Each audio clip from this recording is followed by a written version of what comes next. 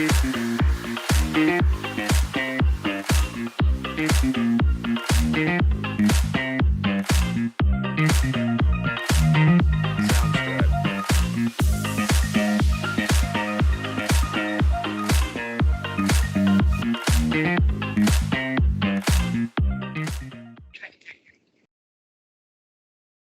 welcome to the panel on keeping the A in STEAM. My name is Anita Lamb, and I'll be the moderator here today.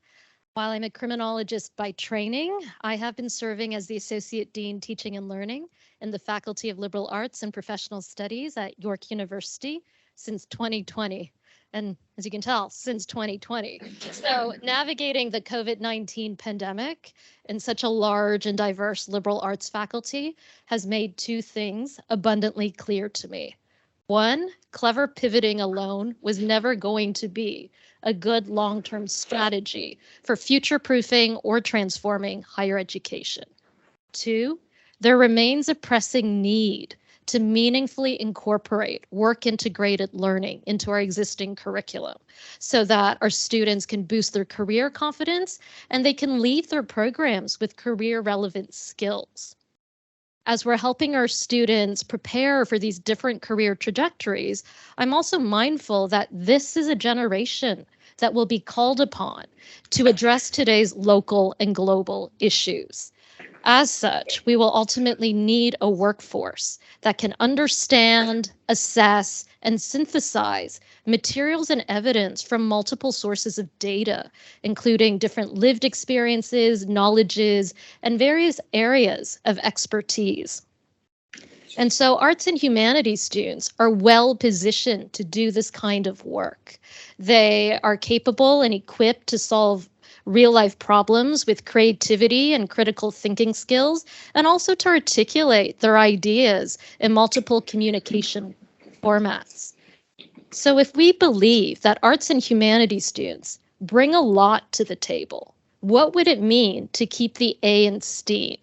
And why is that the way we can build the workforce of tomorrow?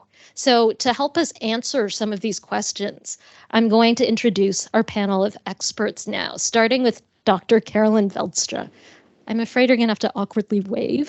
Thank you. Because we're not actually sitting and sequencing here. So Dr. Carolyn Veldstra is the manager of work integrated learning programs for graduate students in the Faculty of Arts at the University of British Columbia. She runs the PhD co-op program and the Arts Amplifier Initiative, both of which create opportunities for graduate students and postdocs in the arts to participate in paid work opportunities that leverage both their skills and expertise. Next, we have Haas Zawali, who's been trying to bring online learning into the 21st century.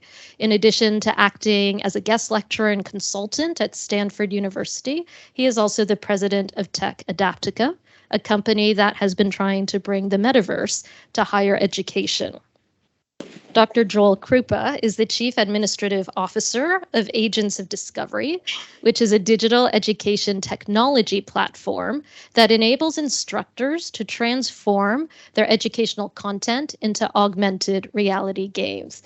And last, but certainly not least, we have Raquel Silva, who will bring a student perspective to this conversation. So Raquel is an art student who has found success through the ADAPT program at Toronto Metropolitan University.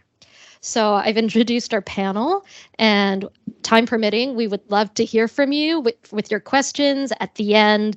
But for now, I think we'll begin the conversation by considering inclusivity and ease of access for art students interested in pursuing a career in the tech industry. It's really easy to understand the transformational power of STEAM education and its impact on the workforce. But then why do students studying the fine arts or the liberal arts continue to face barriers when seeking to join the workforce? And it appears that these job-related challenges are especially amplified for arts students who identify as BIPOC. Carolyn, why do you think these challenges or barriers exist, and what might we be able to do about it? Thanks. Well, I'd start by saying that keeping the A in STEAM at a university level is difficult. In elementary and secondary education, students can often choose a broad learning strategy. But at university, they have to choose a path, and often they're following just one of those letters in that acronym. So arts students, while they gain a lot from an arts degree, I would definitely argue that, they can often feel as though they're graduating at a deficit, and that particular pathways, especially tech pathways, are really not for them. The emphasis, I think, on STEM as the only pathway into tech really leaves arts students not to recognize how much they have to offer in those kinds of workplaces, and also can mean that they don't really understand what tech is, what it can offer to them, and what it is beyond coding, really. And I think for BIPOC students, this sense of not belonging is often heightened. 70% of arts grad students at UBC self-identify as belonging to an equity-deserving group. And so when we created programming at the Arts Amplifier, which is a relatively new initiative, we asked ourselves what we could do to make sure that that programming was accessible to as many of these students as possible within our limited kind of means in starting a program. So the first thing that we did was to make sure that all of the positions we created were paid.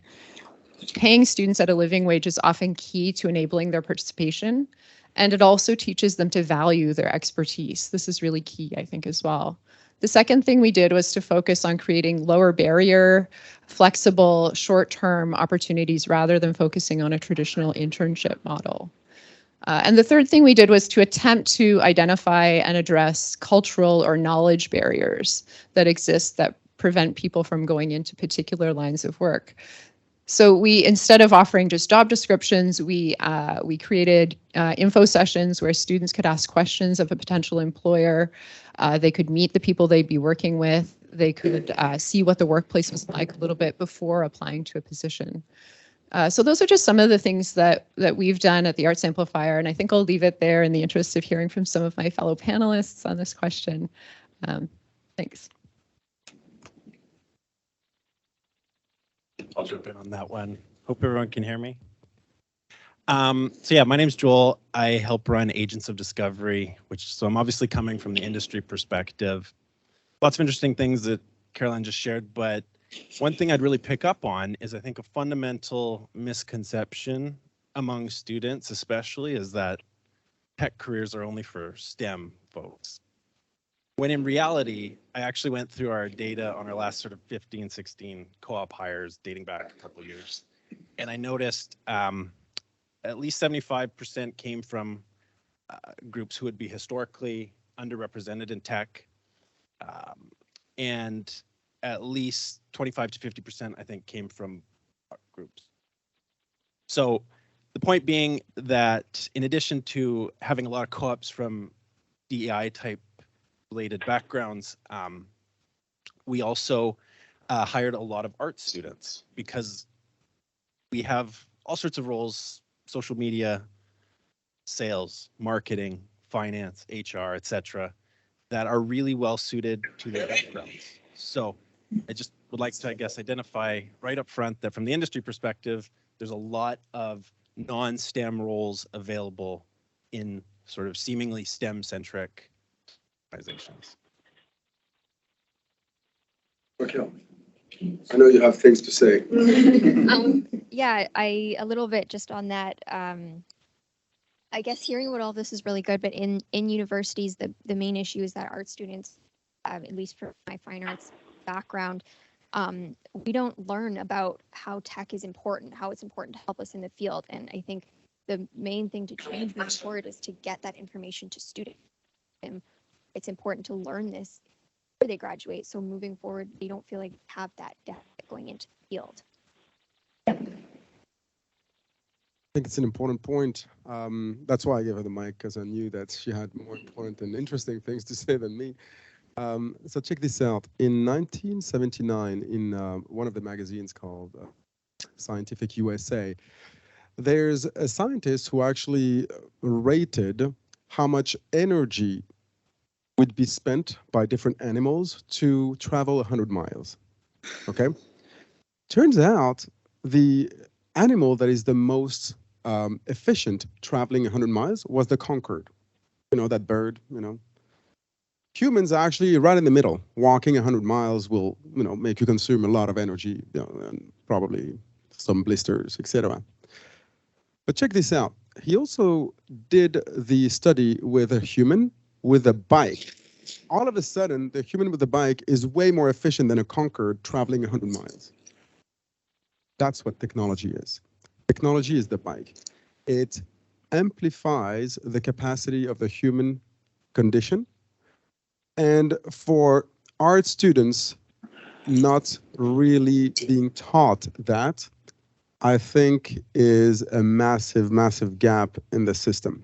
Technology is everywhere, and it's affecting everywhere, including art students. We know with ChatGPT now, they really need to rethink, you know, their essay writing, and it's more about asking questions as opposed to sentence structure. So following what Raquel was talking about, will the question be, should we keep the A in STEM or STEAM, or should we really infuse and inject some STEM in art? Can I just add, I agree with what you're saying, but can I just add that we also want some art students in the room when we're building the bicycle so that we can ensure that the bicycle is meeting the needs of as many people as possible. I think art students are great at asking the kinds of questions that maybe tech people aren't trained to ask. And so some of the best inventions, I think, probably come from a collaboration between the two, where you have an art student questioning, you know, why are we doing this? Who is it serving? Who is it leaving out? While the tech people can go ahead and say, you know, here's how we do it. Let's build it this way. Do you mind if I add one last point? Sorry, Joel. I love these, I don't know, these stories, but check this out. I'm in my autonomous car, okay? And I'm driving my 2 kids to school. All right, I'm in Toronto and it's a snowy day. So I'm just reading the news while my autonomous car is taking my kids to school and then me to work. It knows, you know, it's been programmed for that. Now there are 2 kids who just walking or running in the street that's full of snow, and my car doesn't have the time to stop. It knows that. It calculates that and says, and has 2 choices. One is, I drive through the snow and might injure those 2 kids and might kill them, but save the passengers. Or throw the car in the ditch, save the 2 kids who are crossing the road, but might injure the actual passengers. That question has to be answered by art students. Don't count on tech people to answer these deeply philosophical questions. You know what I mean? So I absolutely agree with your point. So I'm hearing a lot from this one question, but it sounds like we're coming around to the idea of collaboration, that when we build training, we have different minds and different ways of thinking in the room, both from a STEM perspective and maybe an arts perspective, so that we are looking at these 2 approaches as not opposites, but potentially complementary approaches here. And so I think to that end, from what Carolyn started out with, I also heard that we need to build those opportunities to learn together and to collaborate. And for our students, especially, it would be great if they were paid opportunities to begin with, but also different kinds of learning opportunities that could include enhancing maybe the digital literacy skills of art students so they can experiment with different technologies during their training. And so with the rise of digital technologies, and I think Haas just name checked ChatGPT here, it's becoming essential for all of our workers to have some basic level of digital literacy. However, for many art students who may not have taken a STEM course in their life, that too can be a challenge. So Haas, this question's for you. In your opinion, how can we improve access to digital literacy training for art students? Yeah, it's a really tough question, but I think, you know, it comes from the culture at university initially, and it starts with academia. If art teachers or professors are not really incentivized to think about tech and think about their contribution to the tech world, it will be really hard for the students to understand how they're going to jump that leap. First of all, I think it starts with academia and professors, as I was talking about earlier during during my speaking engagement. But there's also, if we go back to that example of autonomous car and making the choice, that philosophical choice about killing the two kids or injuring the passengers, you don't want to let the tech people do that. You don't want to let the market choose, because the market, it's very simple. The market is going to choose two things. Well, we're just going to build two cars, the egoist and the altruist. And people will choose. You know, the egoist will kill the kids, and save the passengers. The altruist will throw the car in the ditch and save the two kids.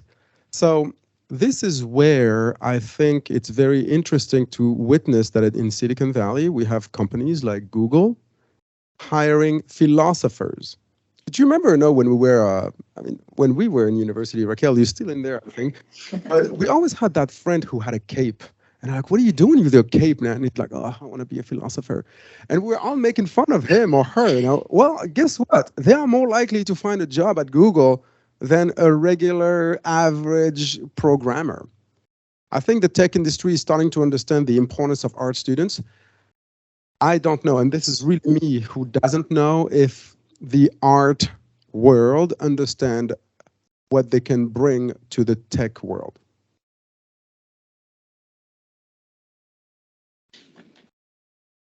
So lots of good points from Haas. One thing I would pick up on is I had the chance to work in a few different, I guess you'd call them intellectual type corridors, where there were tight links between academia and industry. So Boston is a famous one where I spent some time, the UK with sort of Oxford, London, etc. And one thing I've noticed in Canada is there's a little bit of a deficit in terms of academia working tightly with industry to everyone's kind of mutual benefit. So I'd like to pick up on what he's saying and sort of urge, especially academics in arts, to really support their students when they're trying out for these kind of tech or similar opportunities, because I just really think that if you can kind of start right when they're in sort of undergrad year, really empower them to seek roles at organizations like mine. Thanks. I'll just pick up on a couple of things that both of you said there. I agree with you, Joel. I think there is a real kind of lack of integration in Canada that acts as a real detriment to both sides of this question, I guess.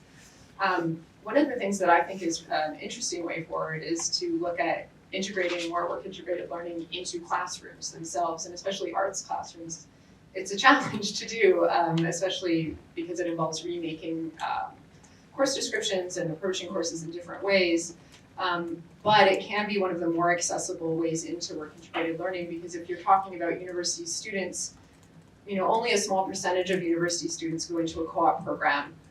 You can open that up a little bit, creating other opportunities, but not all university students are ever going to participate in those programs, and you can't really make them big enough to take everyone in. But every university student ends up in a classroom at some point. So the more you can integrate work-integrated learning into the classroom, the more students can access those pathways. And there's a lot of good research that shows that participating in WIL experiences really increases confidence among students. So it's not necessarily that it's increasing skills, but it's increasing confidence in those skills. And that's one of the things that we've seen in our students is the most valuable thing that they gain. They're not necessarily learning a really deep kind of tech approach to something. They get a familiarity maybe with a certain tech approach in a short-term project, but they're really gaining a lot of confidence in what they have to bring to the table. They're recognizing, oh, here's the stuff that I've learned that's really valuable in this conversation. And so I think the more we can bring that together, even down to the level of classrooms, the better, and the more equitable all of that will be. Yeah, I'm going to touch on everything. I think it's important to have art students get all of this different learning in a classroom, because not only this learning will help us expand, but it'll also take our own way of thinking. Like Haas said, philosophers are the ones that need to be making these decisions, so not tech people. Our own creative thinking, creative problem solving, with this whole the tech skills is what will solve these problems that are not solvable right now. So I'm hearing, again, a lot here, right? I think to Raquel's point, art students are primarily trained on fostering skills related to the 4 C's: communication, collaboration, critical thinking, creativity. And maybe what I'm hearing from Carolyn is the way we build the pathways, first and foremost, is by offering these work-integrated learning opportunities in classrooms that can help develop some of that multidisciplinary skill development that Haas and Joel were pointing towards, and how we bring tech or STEM and the arts together. So Raquel, as we're talking about student perspectives and all of that, we know that art students, in needing to compete and to succeed in the workforce, they're going to have to develop this mix of technical and creative skills to help them adapt to new job roles and new technologies, really. So in your experience as a student in fine arts and design, what programs or initiatives or tools enabled your journey into the tech world? Yeah, so funny that you say adapt, because the one program that really pushed me into the tech world was the ADAPT program. So ADAPT stands for Advanced Digital and Professional Training. So it is a work placement learning program that it helps graduates or students kind of get those tech skills that they didn't get in their post-secondary programs. So a few of the skills that I learned in mine were some like fundamentals, CSS, HTML, Google Analytics, Data Analytics, Excel, which are programs that there's not even a course offered at a fine arts university in that. So having those programs and being able to go into the workforce with that allows you to be so much more marketable, even in trying to move into the tech world, instead of just having such an arts-based background that isn't really accepted in the tech world if you don't have anything on the resume.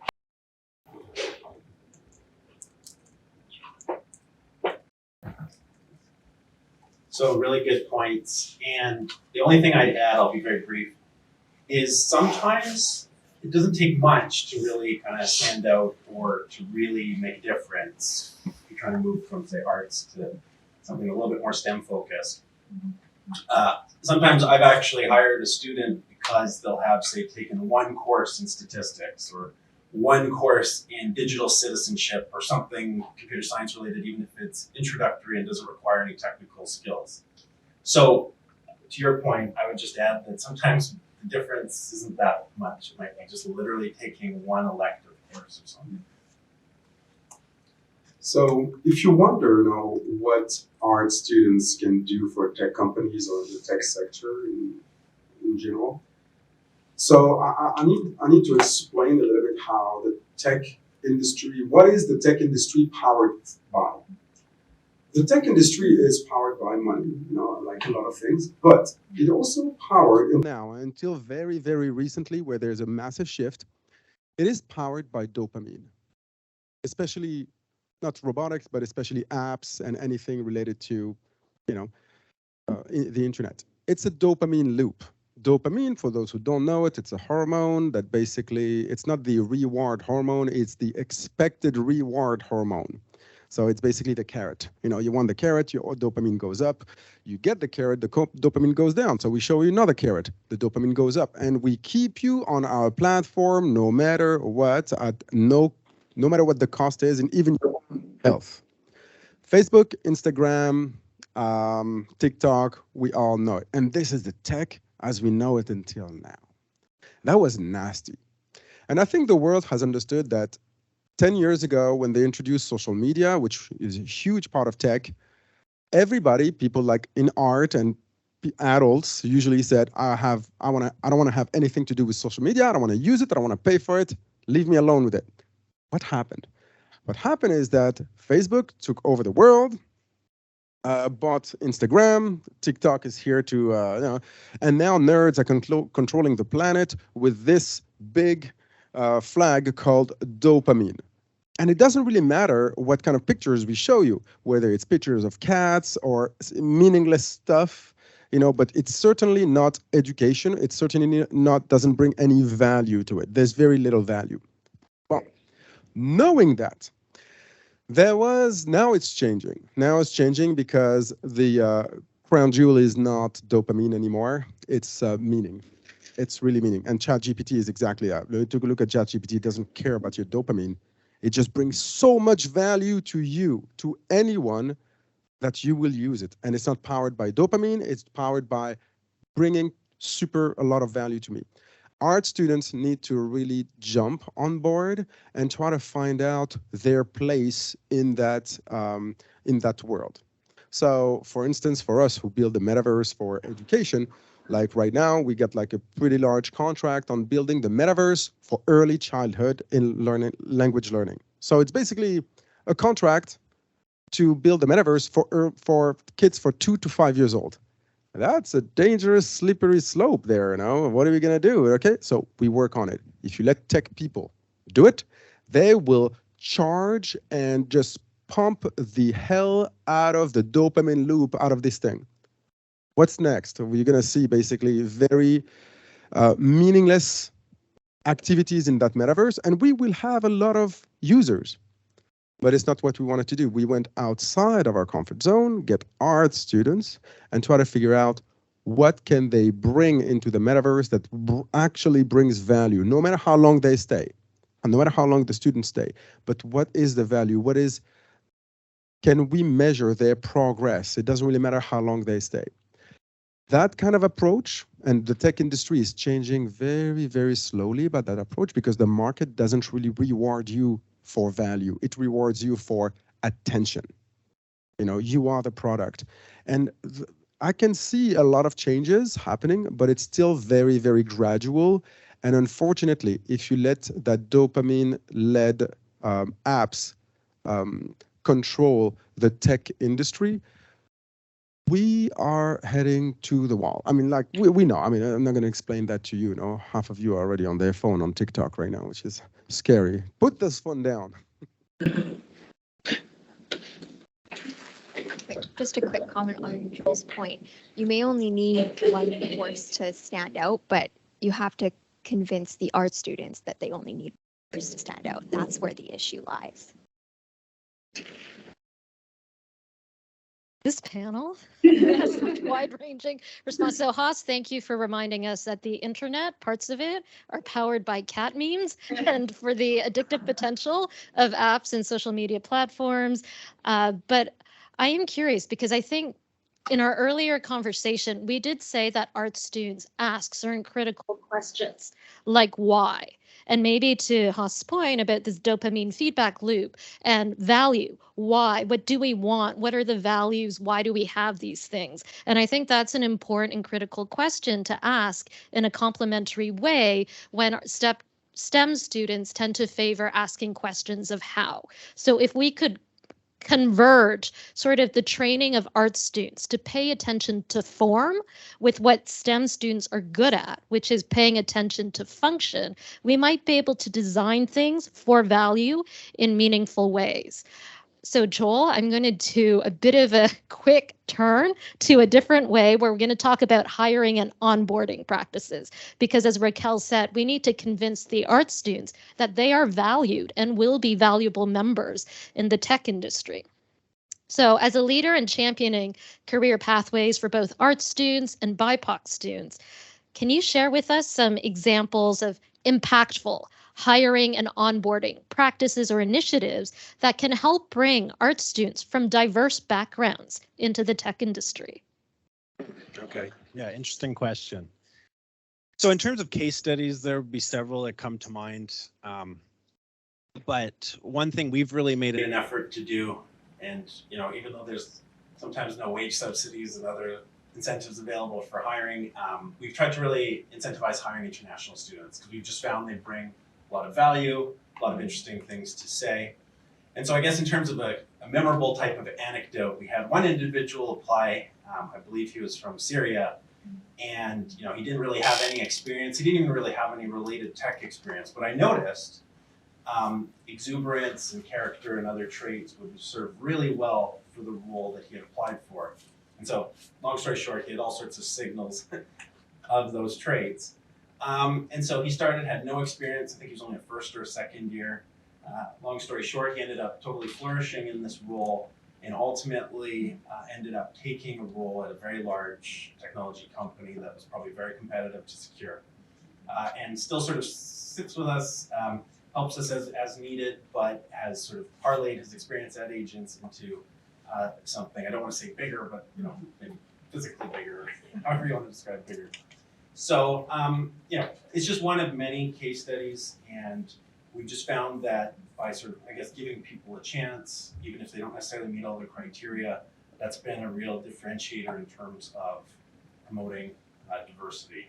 So. Yeah, I think this comes back a bit to something that was talked about on the other panel previous to ours, that in terms of job descriptions, identifying which skills are actually the ones that are necessary to the job is a really important thing. And instead of just listing some generic long list of soft skills that would be sort of nice to have. Some of the things that we do with employers that want to work with us is to go through this process of, okay, so this is your job description. Which of these things are actually going to be used in that job? So that's sort of to that point that Joel made. And I wanted to also just come back to what you said about hiring international students. We work with a lot of international students at UBC. It's a large part of the graduate student body at UBC. And as I said, we're really seeking to provide paid work opportunities to these students. And one of the major barriers that we're always facing in our programming is that a lot of funding sources are restricted to citizens and permanent residents only. And so that leaves the international students sort of to the side. And so we do as much as we can to find alternative funding sources to kind of bring in some of those students into our programs. And we've had some success with doing that, but it's a real barrier that federal sources of funding are kind of earmarked this way always. And I think it really is to the detriment of Canada because international students come with a real wealth of expertise coming from different countries. They bring that knowledge with them, and it's incredibly valuable to a lot of workplaces. So it's really to the detriment to leave those students out of work-integrated learning experiences, I think. So it's very interesting because, like, for the past 5 years, we had an influx in terms of demand for data scientists. We needed to measure the hell out of everything that's being done on the map, on whatever, and it's true. There's a need for that, and this is definitely a very tech-centric approach where we can only improve what we can measure. However, here's a little story, about a few students that worked on a project. So we spent the first 3 years of our company trying to build the metaverse and trying to make it work. Trying to put 2,000 people with avatars and make them interact with each other wasn't an easy thing at all. And beyond the arts students that we hired to actually create the world, like they are literally create parks, buildings that we included in the metaverse. Beyond that, after 3 years, we managed to build this metaverse. Okay, great. And now the question that Dr. Lam was talking about is why? Why are we doing this? And check this out. There's these guys who, at the university, we ran an experiment. We took 200 students, okay? 100 of them, so we gave them all the same avatars. The same avatars, the same look, the same everything, okay? Not man, woman, or whatever, it's just same avatars. And we made them negotiate 2 by 2 on what we call a distributive negotiation, which is very simple. It's a negotiation on more for you is less for me, and more for me is less for you. There's no value to be created by collaboration, okay? It's a very simple negotiation. One avatar and the other avatar, everyone is connected with a human, and the human is actually negotiating. Check this out. Half of them, randomly, 50% of them, these scientists, these social scientist students, gave them a taller avatar, a slightly taller avatar. Randomly, 50% of them had a taller avatar. Systematically, the students with a taller avatar negotiated more aggressively than the students with a shorter avatar. These social scientist art students, they just broke the code. They explained that not only I as a human has an impact on my avatar, but the appearance of my avatar has an importance or an impact on my behavior. You just strike gold there, because all of a sudden you have all these Gucci and Prada brands knocking on your doors and say, I want every one of your avatars wearing suits of Prada or watches from Gucci. This is a clear example of how art students can really contribute to this new world we are building for our kids. I am mindful of time, so I'm going to ask each of the panelists to think carefully on this one. For one final takeaway, if we want to keep the A in STEAM, what is one final takeaway you can share with us today, but distill it in a single sentence, please? Okay. I'd say I think the digital world is not a threat to arts because STEM by itself cannot create the vision that we work towards as creatives, but it can definitely get us to the end goal a lot faster. I'm really bad at distilling things. That's where I see but maybe what I'll say is that I do what I do because I think that arts students and arts graduate students in particular, because that's who I work with, have so much to offer the world beyond the university.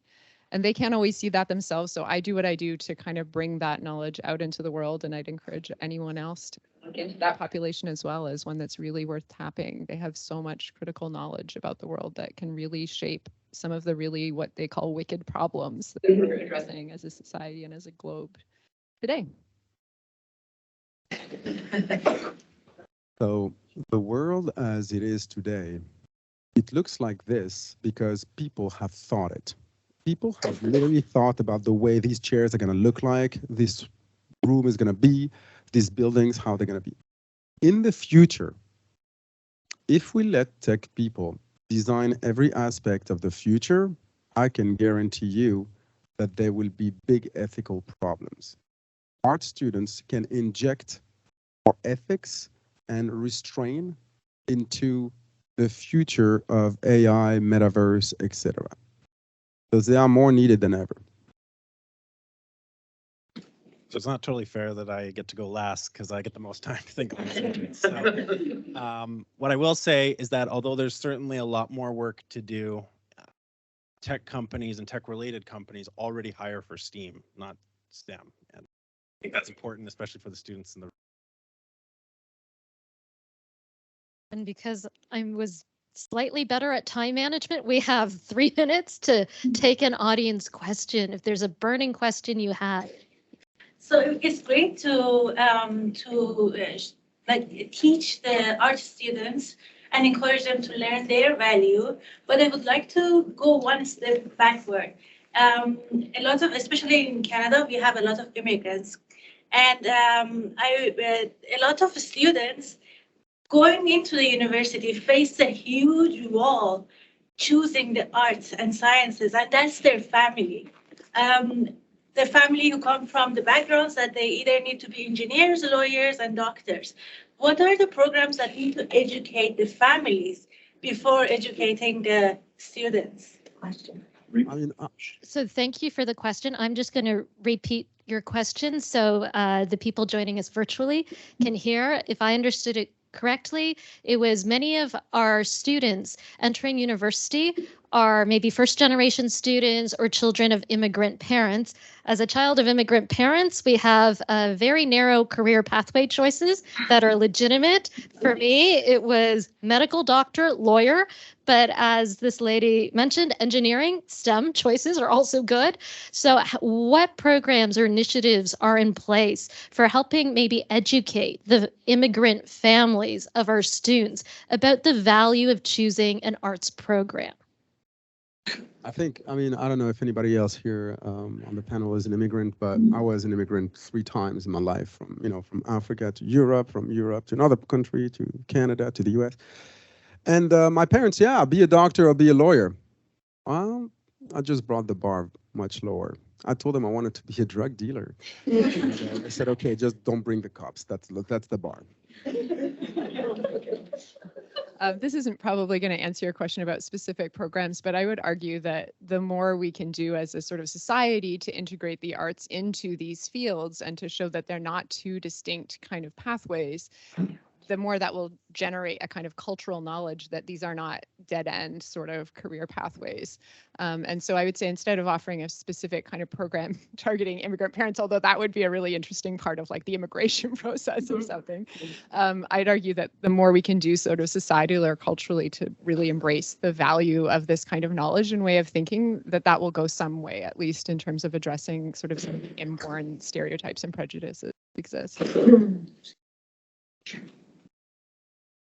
Yeah, I understand where you're coming from. I'm also a child of immigrant parents. And I think almost sharing success stories in the arts. I mean, I went into the arts and it was highly criticized, but I was like, I'm going to do my thing. And that's that. And it's worked out. So I think almost believing in your pathway where you want to go and believing you're going to get where you want to go and sharing previous stories of other people who have made their way in that might be helpful. But yeah.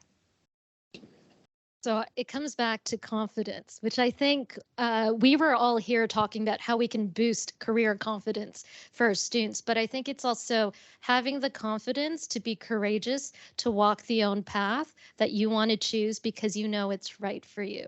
And I think, as Haas reminded us, art students are important because they might be the conscience of the tech industry at some point. So I know we're at time. I just want to thank everyone for joining us and participating in this thought-provoking conversation. I've learned a lot from what the panelists have shared in a wide-ranging manner. My main takeaway is that there is still a lot of work to be done to build these meaningful career pathways for arts and humanities students so that they can find their way into the tech industry. And we need them in the tech industry because that is how we'll ultimately be able to build a more equitable, diverse, and inclusive digital workforce. I know we ran out of time, but if you'll excuse this one corny joke, we will not run out of steam on this topic. So if you would like to find any one of us later to connect, please feel free to do so.